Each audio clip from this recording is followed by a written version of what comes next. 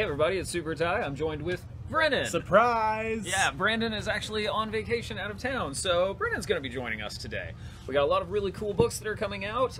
We also have a lot of announcements to make. You know, the Labor Day sale is coming up. It's going to be a crazy time.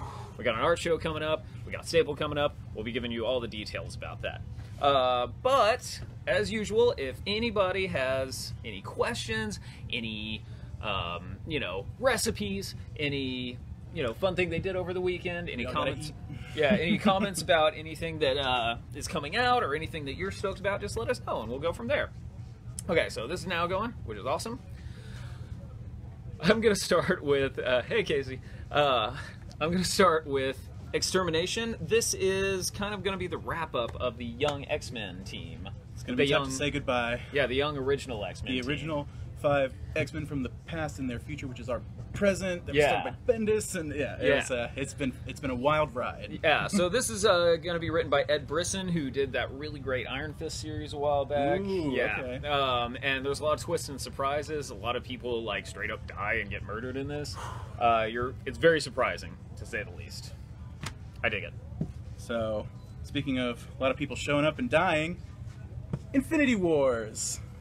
This has been, I've always been a big fan of the Marvel Cosmic, and when I've loved the Annihilation storyline, War of Kings from the Abnett and Lanning days, and those, I'm really feeling that feeling from reading the Infinity Wars. It's basically been this great big skirmish. Everyone's got a different people got a different Infinity Stone, and of course, when you have Infinity Stones, you are automatically a target. Everyone's after them, and so everyone's kind of come together to see what they can do. And there's they're not skimming out on the war. It's clashing and fighting and just weird cosmic stuff. Surprises galore. Surprises galore. There's just constant revelations from Infinity Wars Prime up through Infinity Wars 1. They just hit the ground running, and it's been just a wild ever since. Yeah. So I'm gonna keep going for sure. Been really crazy. Yeah. My next one is a series that I've always been talking about. I'm a huge fan of this. It's called Ice Cream Man. This is a very strange anthology horror series. This one does something really cool. It's about this one guy who orders ice cream. But then it goes into some really cool ideas about diverging paths and timelines. Like, it's like... Well, it's hard to explain. Basically, it tells the story from 3 perspectives of where he's going. You know, so this is if he turned right on the street, this is if he kept walking straight, and this is if he turned left. Okay. And you're following same time. Yeah. I'm a big fan of anthology horror series, and so I think this way to tell a horror book, a horror story is just in snippets, you know. Yeah. And yeah, Ice Cream Man has been super original. And it's been creepy. And it's creepy, and that's why I like it. What's your next? The next one is a book called Skyward. Now, this has been a really awesome kind of sci-fi, kind of action series. Basically, it's taking place in a world where one day gravity fails. Gravity shifts, and everything that's not bolted down just goes floating off, and it led to the death of tons of people, property destruction. And so you've got a really interesting cast of characters in this book, but one of the most interesting things so far has been their exploration of what the world that undergoes that sort of tragedy would look like, how it has to continue to deal with that, how it changes everything about society. Yeah. This issue is the story arc ender. Yeah, it's the end of the story arc. Basically, Will is in a race against time to save her friends from the corrupt villains who have taken them hostage, and yeah, she's on a mission. So. Yeah, I've been digging it. It's been a really good series. It's fantastic. From Mark Millar and Olivier Coipel, I never know how to say his name. The Magic Order, number 3. This is the first of the Netflix series that, you know, Mark Millar is going to be doing. This is dark. This is, like, it's inventive on how they kill people. But man, it's basically Harry Potter meets the mob sort of thing. I've been really digging it. The description. It's, well, yeah, that's the best way I could put it. And Olivier Coipel, he's like one of my favorite artists. No, it's fantastic. And he's like really getting to stretch his boundaries, and also, you know, like, because, you know, he worked for Marvel forever, so it's always PG-13 stuff. And this, he's getting to go like full hard R. So if you like a kind of dark magical story, definitely check this out. So next I got coming up is a new #1. It's a book called Crowded, and it's one of these. There seems to be this kind of growing genre of comic books that kind of explore minimal sci-fi premise, but what life kind of looks like, what might look like in the near future. Right. And in this world, it looks like it's a society that's everything's kind of run by crowdfunding programs and apps that all the kind of daily jobs get done through these things that people need come through that, including assassinations and hitmen. Yeah. So you kind of follow this main character named Charlie, and she's just kind of your regular Joe. She does a bunch of jobs, young person, and then she starts to realize tons of people are trying to kill her. And so we open up with her hiring her own assassin through a different crowdfunding page to help protect her, and she's trying to discover why anyone would want to put out such a huge bounty on her head. It's actiony, it's funny, it seems like it's a really interesting world to kind of dive into, so I'm excited to see where this goes. Yeah, the artist of the series actually sent us a free sketch of the main character. Oh, really? Yeah, it's hanging above the door to the office. Oh, that's what that, okay, yeah, yeah, it's from I saw this, that. it's from Crowded. Oh, wild. My next one has been a really crazy series called The Weatherman. So basically, we explore space, we're living on Mars, something bad happened on Earth, which essentially everybody on Earth died. And everybody's blaming this weatherman, that it's his fault. And he doesn't know why or anything. It's very, I don't know, very Total Recall-esque. Okay. Where it's just, he doesn't know what's happening, but everybody's thinking he's this guy. And, wow, it is very Total Recall, because it's also on Mars. Yeah. But inspiration, clearly. It's fun, and it's also really funny. There's some really humorous parts. I really dig it. It's it's ridiculous, and that's why I like it. And McLean says, hello, gentlemen. Hello, McLean. Hey. All right. What you got? All right, well, if you saw Solo, and if you're like me, you loved that movie. It was incredibly fun, and you found an interesting character in Woody Harrelson's Beckett. Well, Marvel's been doing a great thing with their Star Wars comics and really expanding and elaborating on the really interesting parts of their Star Wars universe, which is most of it. Yeah. But this is a really interesting first, or kind of a one-shot issue that explores 3 different stories about Beckett and his ragtag crew of scoundrels, pulling jobs, getting their hands dirty, as you know, everything we loved about Solo, the character and the movie. Is present here, and is kind of itself acts as a prequel to the Solo comic adaptation and kind of movie in that way too. Yeah, so I definitely wanted to see more of these characters doing their thief thing. So, and that's this comic. Thief thing. My next one is The Wicked and Divine. This is issue, where do they always hide the issues? Issue number 38. So we've been talking about this for years. You guys know what's up with this book. This is kind of like a little aftermath kind of book of all the crazy things that happened in the previous issue. There was a lot of like revelations in the last issue, and this is basically every main character dealing with the repercussions of that, as well as usual, building up to something else. But yeah, it's pretty crazy series throughout. Yeah. All right, now we got Gideon Falls. Just like the issue of Skyward, this is the closer for this story arc, and I mean, what a story arc it's been. This is, I mean, for me, this is Jeff Lemire and Andrea Sorrentino, the artists, really shining and really just pushing their creativity in this issue in particular, because, you know, we begin the series by following 2 characters, a man and a priest, who don't know each other, but they're both experiencing weird phenomena, weird visions, all centering around this mysterious black barn that seems to appear and disappear at random, and their bodies are starting to pile up too, which is unnerving. So yeah, coming to the close of the first arc, we're getting big revelations, creepy.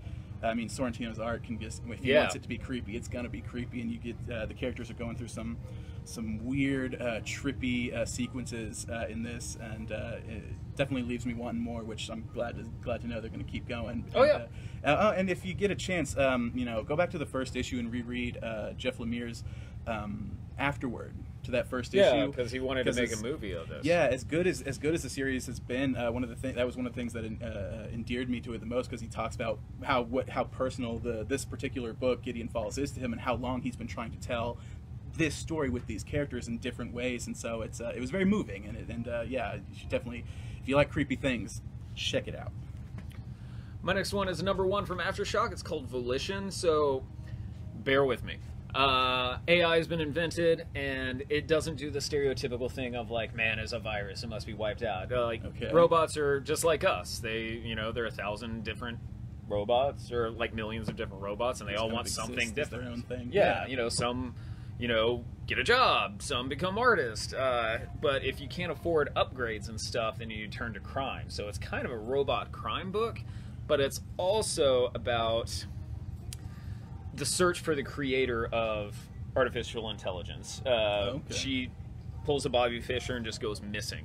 And so they're trying to find her as well. There's a lot of really interesting concepts that are packed into this one. It's by Ryan Parrott and Omar Francia. The artwork's really stellar too. It's very wow. Yeah, it's kind of here, I can really crisp. Yeah, it's very crisp. It reminds me of Ariel Olivetti, the guy who did that Kona series. It's like a mix of him and Clayton Crane a little bit in there. Yeah, so I'm definitely going to be reading this until it stops. All right, Justice League keeps on chugging ahead. Scott Snyder and Jimenez. Yeah. He's been doing a ton of DC stuff forever. Yeah, the series has been pretty crazy. We've gotten to see the rise of the Legion of Doom and their many wild plans. Somehow Luthor seems to still, they gave him a hero arc prior to this series, and it's interesting to see them kind of morph his ideology about what a hero is to justify forming something called the Legion of Doom. But their plan's been really sprawling. It's been really epic in nature, just right off the bat. The heroes have been noticing power shifts, in their abilities, and certain characters are coming under the control of other characters and turning on their friends. So as a lot of great hero team-up journeys start, they become under siege from their greatest enemies, and it's once their backs are up against the ropes, it's about what do they do to get out of there? What do they do to win the day when they're made desperate? And that's been this so far. It's fantastic. Nice. My next one is one of my favorite characters, Multiple Man. So a dupe of Jamie is in the future where he took over.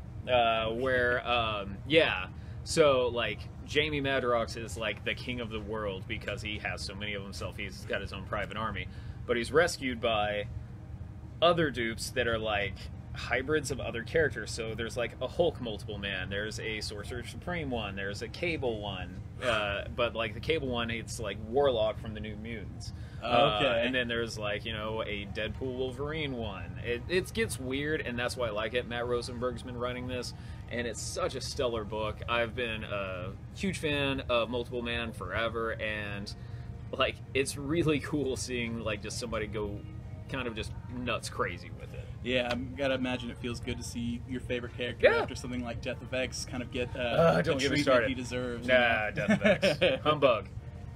What's your next one? Moving on, Thor #4. Jason Aaron has really done an amazing job in taking not just this particular Thor run, but the both Thor runs that he's written prior, and making them feel like a giant epic in scale. Like this feels like Jason Aaron's Lord of the Rings by way of Thor. It's a massive war happening. Malekith has invaded pretty much every realm, and the heroes are dwindling. Asgard's forces are dwindling, and so they're really being forced to explore alternative options to get allies. And Thor's idea was it is a radical one. Don't tell what it is. No, he's gonna go find some allies in a unlikely place. So that is the most rock and roll book that I've been reading. It's great, and Del Mundo, his my art favorite artist in is Marvel. Fantastic. There's really no one else that really looks like him. He's just very unique and just hyper stylized. I love it. So Michael is asking how long Austin Books has been doing this kind of stuff, the videos. We've actually been doing it for like 2-3 years. It's been a little while. This is my first one, but well, I mean, no, we used to do those other cycling people. Yeah. So Michael, we do this every Tuesday night around 6, depending on how quickly we can get to it. Basically, we're just trying to tell everybody, all the cool books, and also announcements for what's coming up, like signings and sales and all that stuff. But thank you for joining us. I'm glad that you are digging it. I'm always digging it. Here to keep you informed. Yeah, and if you have any questions, just ask. I'll answer it right now. My next one, Tony Stark Iron Man. This is issue number 3.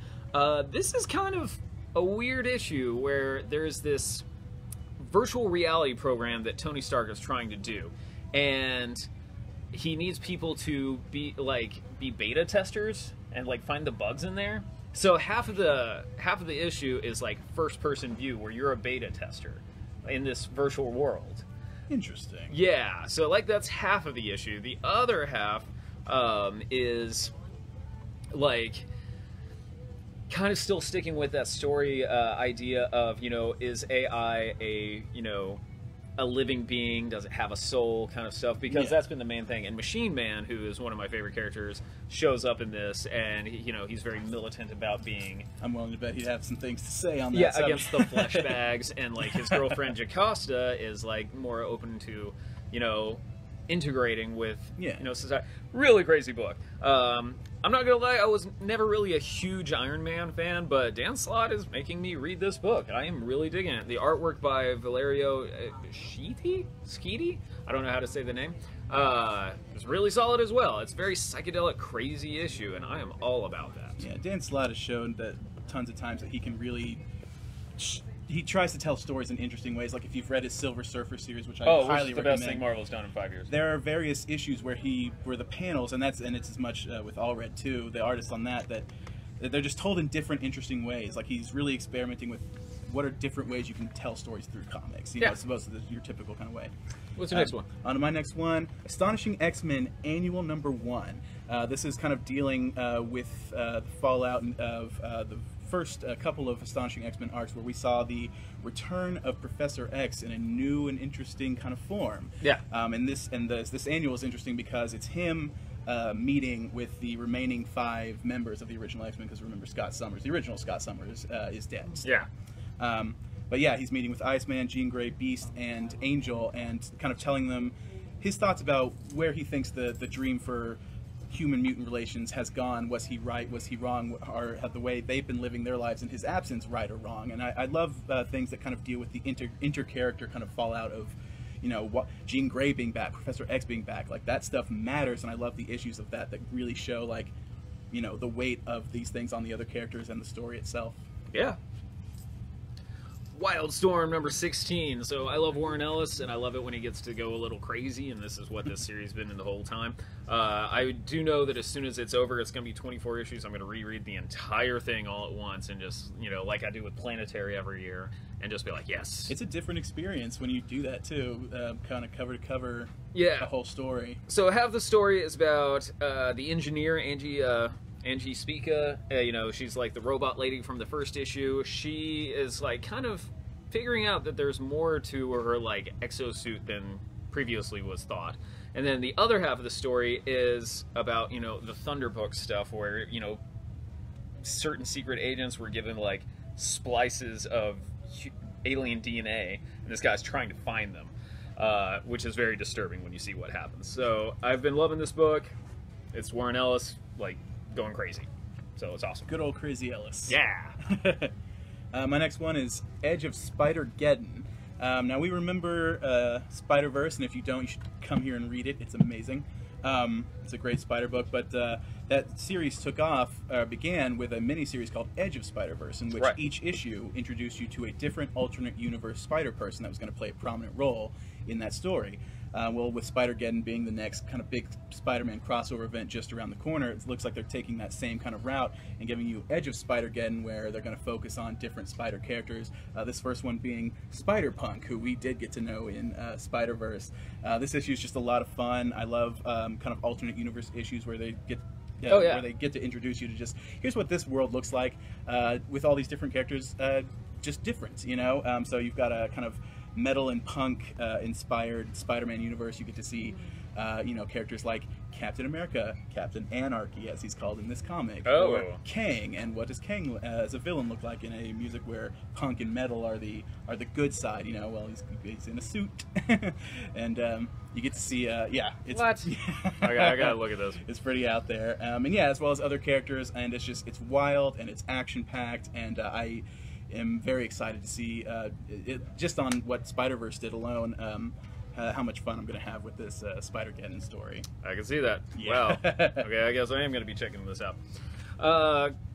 McLean says it's a great live feed for sure. Thank you, McLean. And Michael says he's going to be joining next Tuesday. Thanks, man. And our good friend Wade says, "What's up, guys?" What's up, Wade? Hey, Wade. My next one is the first of Bendis's Jinx World properties. So he's going to be doing this book. He's going to do another United States of Murder Incorporated. He's going to start Scarlet back up, and he's also doing another one, and I forget what it's called. It's called Cover.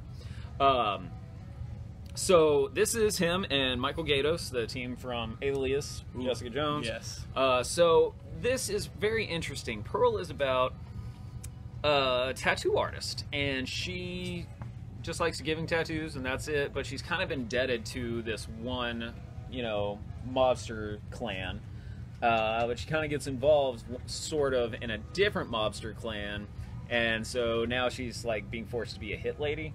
I only skipped through it really quick. I might have missed a plot point somewhere in there because I actually want to sit down and read this in depth tonight. Yeah, same. We only have so much time, but it also has something really cool where it's like Bendis's first Batman story called Citizen Wayne. So check that out as well. I was really oh cool. I'm excited to see that. Yeah. I've always loved Jessica Jones, and I actually got Bendis to sign. Gaydos really stepped up his art stuff. It's yeah, really good. You can tell it's the same guy, but it's not the same art as Jessica Jones. It's its own. It's very much his own own thing for this book. It's more neon looking, and I like that. It is, and it's a bit crisper too. Like it's he was kind of played with different style. Yeah, it's worth it. Next one. So. Next issue of Batman is Batman 53. It's continuing the story arc of basically Mr. Freeze and kind of Batman by extension on trial with Bruce Wayne in the juror's box. So it's the story arc kind of began in the wake of the wedding issue, right? And so in the wake of that, Batman he's been going through some stuff. He's been he has feelings. He has feelings, and I would say at this point, Tom King has shown he's one of the best people you could have gotten to explore Batman's feelings, because so many of his stories so far have been very Batman introspective. The Bane story, even the wedding story, everything he's done has been all about exploring what it means to be Batman and what it means to be a world or a character around Batman. He doesn't shy away from things like what's the legality of Batman being Batman. What's the effect he has on the people around him? Can he love? Why does he feel like he does? And that's Tom King he just dove head first into that material, and so that's why his Batman run has been fantastic, and it hasn't changed. It's still great. So I highly recommend checking out this series if you haven't already. And this story arc has been it's been a great courtroom drama if you're into that. My first trade is East West Volume 8. If you guys haven't been reading this, you're missing out. It's the end of the world, play by play. I've been missing out. Yeah. Sorry. Oh man. Volume 8 is. Man, it's amping up. People are getting what's coming to them now. The tagline's always been, "You have earned what's coming to you," and people are starting to get recompense. Oh, no. It's been really great. I'm actually going to restart this because I kind of fell behind, but it's golly, the art's beautiful. It's Jonathan Hickman, and whenever he starts a story, he knows how he's going to end it. So, man, goosh, not a lot of happiness in this book. He plays the long game. He does. And, really great. And by the time, once you get to the end of his long game, suddenly it's been built to such a massive proportion that it's just everything's so heavy at that point. Secret Wars was the same way when he was writing for Marvel. Oh, yeah. What's your next one? Next one is the latest Harley trade. It's Frank Thierry and Inaki Miranda. And this has been an interesting arc. So basically Harley is the queen of Coney Island, and she's been leading her ragtag band of misfit characters, protecting their people, being kind of a noble gangster in that way. Yeah. But of course, where there's peace, Penguin sees an opportunity to take a little more power, because you can just never seem to satisfy Penguin with enough money and power. So Penguin has wrangled up a lot of goons and other Batman villains that Harley knows to come and wrestle that power away from her, and she is not going to take it lightly. She's gonna fight, and that's what this arc has been. Nice.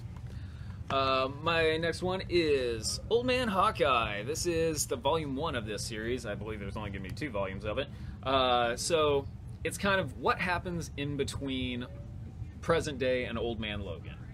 You're kind of figuring out how Hawkeye, he's losing his vision, so he is trying to get even before he goes blind. And so, like, he's got a score to settle with a lot of people, and it's a very mean-spirited book, but parts of it are still kind of funny.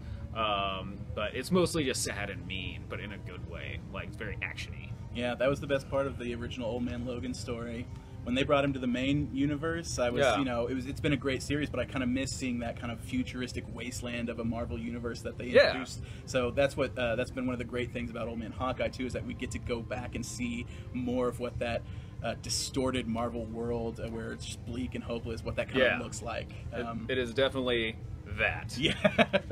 Okay, what's your last one? My last one is the 4th and final trade back collection of Ed Brubaker and Sean Phillips' Kill or Be Killed. This was one of my favorite series in recent years. It's just so, I've often compared it to kind of it's the Breaking Bad of comics to me, because not so much in the story itself, but just in the way that it's about this kind of regular dude who finds himself, who just wants to be a regular dude, but just kind of finds himself in an unfortunate and kind of fantastical situation that every attempt he makes to dig himself out of that situation digs him even deeper until there's nowhere to go but down, essentially. And that's what this series has been. It's the 4th volume. It's the epic conclusion. Sean Phillips' art is amazing throughout. It's you know, some of the most well-realized characters I've read in a thing in a series in a while. Yeah. I mean, Brubaker is brilliant when it comes to crime and stuff like that. He's brilliant. Yeah. And so I can't recommend this enough. All right. Well, my last one is, of course, the Sidekick Special of the week. This is the Chronicles of Conan Volume 1. If you've ever really wanted to get into Conan the Barbarian, you know, Robert E. Howard's most popular character. I mean, he also did Cole the Conqueror and all these other guys, but, of course, everybody knows Conan. Yeah. Did you know that Robert E. Howard was Texan? Did not know that. Yeah, from East Texas. Texas rules. So this is actually a collection of Roy Thomas and Barry Windsor Smith's run. So this is like a lot of earlier stuff. Man, it is what you expect. Brutal. Conan the Barbarian, he's not a good guy, but he's not a bad guy either. He's just a barbarian, obviously. He fights. He's so a fighter. This usually goes for $15.95. We are doing it for $5 starting tomorrow. Hot dang. Tomorrow, first thing at the Sidekick store. So really quick, we're about to put out the new comics, but we got to go through some stuff that's coming out. Or coming up, I mean. Labor Day sale. When's the Labor Day sale? It is going to be September 31st through August 31st. Oh, gosh. Through September 3rd. I'm done. It's all good. Well, we're just prepping. We're prepping. So, I'm going to go through everything really quick. We have these handy-dandy postcards that we're handing out to every single person that'll let you know the menu of everything that's going on. Austin Books, half-off bagged and boarded back issues. I'm going to lose my paycheck that day. Toys, trade paperbacks, graphic novels, hardcovers, manga, posters, t-shirts, all buy 3, get 1 free. Yep, that's going to be awesome. Over at Sidekick, Dollar Comics, buy 1, get 1. If you buy 10 of them, you get 15. So, there's that. All the discounted trade paperbacks, manga, and hardcovers, those are also buy 3, get 1 free. The 25% off showcase comics, they're always there. Buy 3, get 1 free. Bag sets, Bronze and Silver Age issues, toys, posters, those are buy 3, get 1 free over at Sidekick. Over at Guzu, 25 to 50% off of certain merchandise like blind boxes, art prints, designer toys, all those. You'll know what they are when you come in. Books are buy 2, get 1 free. Magazines are buy 3, get 1 free. Outlaw Moon. Okay, this is the last one. I'm sorry I'm going through these really quick. There's so much. There is so much. Outlaw Moon, Thursday on the preview night, because we do preview nights. On the 30th. If you're watching this, that's Thursday. You're in the know. This is your. Yeah. Passing the note to you. From 7:45 to 10 p.m., that is 25% off specially marked items at Outlaw. Then we're going to do the gradual sale. Friday, 15% off. Saturday, 25% off. Sunday, 35% off. And then Labor Day itself, Monday, is 50% off of those games that we're going to be marking down. So, now there's more. We're also going to be doing the tickets for the prize tent during the Labor Day sale. So starting that night on the preview night, we're going to be handing out the tickets. Every 20 bucks you spend, you get another ticket. And the prize tent is going to be the following Saturday on the 9th. Okay. So if you've never been to one of our prize tents before, it's our way of giving back a little bit. You spend money with us, we're going to give you some stuff back. The prize tent has action figures, comics. I got a PVC Deadpool statue there once. Yeah, it's a wide range of things from one stuff. comic to 20 comics. It's or 20 one ticket to 20 tickets. My bad. Yeah, and yeah, it's we even had a like 1.5 foot tall Starscream statue. Hyper posable Starscream figure, electronic. It was it's nuts. I remember hearing when we were doing the first one and being like, okay, like what are we gonna do under there? And when I saw, I was really surprised at how much we were putting under that tent. It's for free to some degree, you know. Yeah. So here's other things that are happening. Not only is the prize tent happening that following Saturday, we're also gonna be having a new art show. The new art show begins on September 7th. Haven't done an art show in Guzu for a while. You can check it out. We also have postcards for that. It's from Terrier Cult, which is it's a dog-centric kind of show. Dogs will be welcome. Dogs are welcome. It's something free to do that night, and it's going to be a mishmash of like pop culture infused with Boston Terrier enthusiast art. It's interesting. Now, also check this out. We're also doing the Staple pre-party that same night. Two birds with one stone. Yes. So we're going to have a party in here. Going to have a party over at Guzu. It's going to be fun. We're just going to be chilling out. If you've never been to the Staple pre-party, a lot of really cool indie artists and writers are going to be coming here just hanging out, talking, just having fun. Because Staple is on the 8th and the 9th. If you've never been to Staple, also super fun. You should check it out, but come here first and go to our prize tent. Do it. Anything else? Do you got anything going on? Anything with you? Nothing really at the moment. If you wanted to follow me, I am Brennen on Twitter, and if you want to tell me to use my Twitter more, I'm Brennen Coward on Facebook. Okay, cool. But I mean, like, you had that really cool video of you doing karaoke, which was impressive. Oh yeah, thank you. I appreciate. I was very impressed. That was just my girlfriend filmed me doing stage karaoke at the Common Interest on Burnett Road, not far from here actually. It was very, very well done. I appreciate that. You also have like some acting work, some stuff on YouTube, acting right? Work, very little bit of stuff on YouTube. Some short films here and there that I've done for some friends and some colleagues. My big project. Lately, is I went to California and did a spec pilot for a show. I don't know if I can say the name just yet. We don't know if it's going to be purchased or not, but that's you never know. We're pursuing the dream. Yeah, well that's cool. Thank you. I have a show. I have two shows this week actually. On Friday, I'm playing at Swan Dive, which is on Red River and 6th Street. We're playing at 10 o'clock. This is Laser Tusk.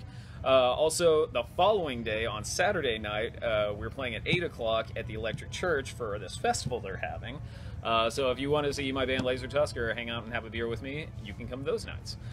I got nothing else. You got anything else? I think that's about it. Cool. Well, we're going to put out the books, and we'll see everybody tomorrow. You can follow me at Super Ty Denton 1. You can follow you again. Brennen. And then you can follow both of us at Austin Books, and we will see you tomorrow. I am going to turn off the camera. Thank you guys for watching.